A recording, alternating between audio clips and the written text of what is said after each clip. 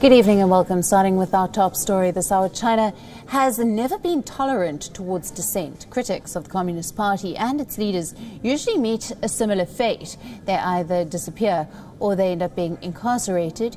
And if they are members of the ruling Communist Party, they are swiftly facing the axe. Now, a former professor of an elite Central Party school in China has been expelled from the party, and her retirement benefits have been stopped after unprecedented public criticism of President Xi Jinping, accusing him of murdering the country.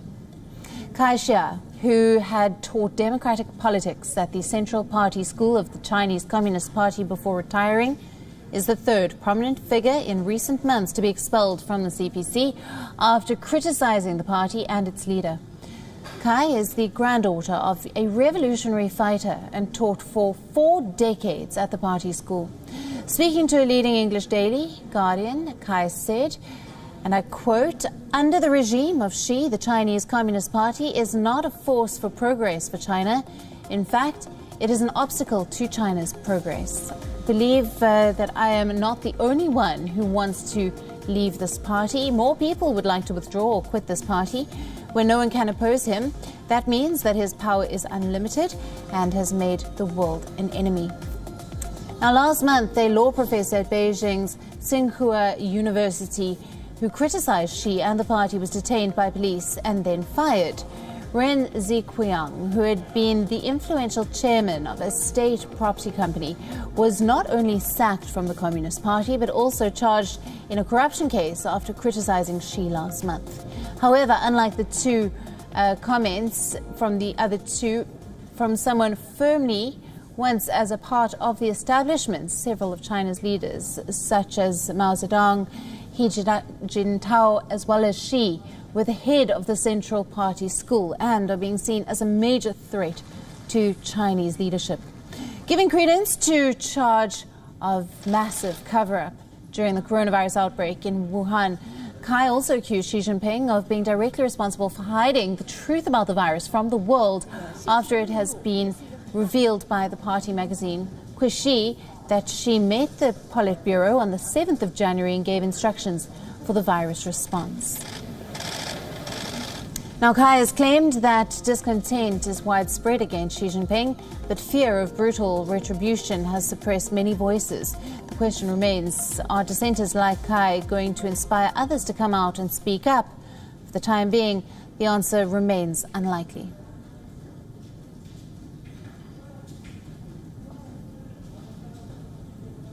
We are being joined by Laurel Chaw, a journalist based in Hong Kong, for more on this. Good evening to you and thank you for being with us. Now, China has never been tolerant towards dissent, and this is, of course, no different. Cai Xia has been expelled from the party and her retirement benefits also stopped after this public criticism. Yes, that's right. She is actually outside of the country now, which is the reason why she feels comfortable speaking to the English language media about her comments and that's why she is emboldened to speak so harshly on the party. Anyone who is within the party and still within China would certainly not dare to speak like this. Otherwise, they would face very serious repercussions. Right, and Cai is or has been very much a part of the establishment, with President Xi himself being head of the Central Party school. So this, of course, is now being seen as an even more major threat to the leadership and the party. Exactly. So the fact that she was a top official, the fact that she actually taught at the school that trains party officials shows, as she said, that this kind of discontent is being seen at the highest levels of the party. And that does have repercussions. We don't have a lot of insight into how the party works because of its secretive nature, because of how fearful people are of speaking out against Xi Jinping. So now that she's speaking out, and she's saying that within the party, she's estimating 70% of the party feels the way that she do, and that the percentage might even be higher amongst higher level officials. So it's quite the bold claim, and if it's true, it does give us some interesting insight into the future of the party. Right, and when no one can, I quote one of the things that she said, when no one can oppose him, that means that his power is unlimited and he has made the world an enemy. This is a very strong criticism indeed.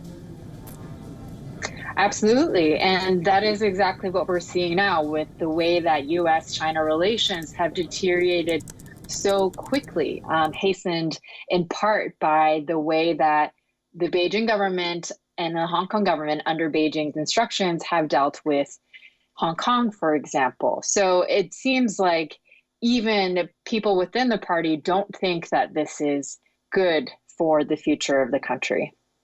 Right. And she's also claimed that she is not the only one who feels this way. Do you think that she, in her actions, will inspire others to come forward and speak out against the current leadership?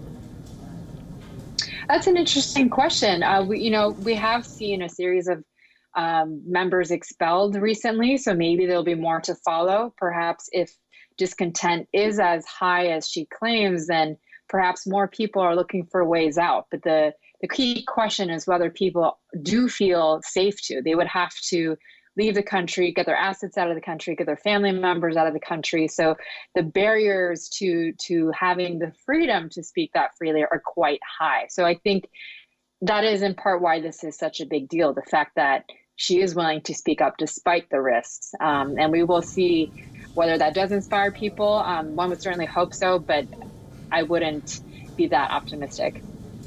Laurel, thank you very much for joining us for the latest there.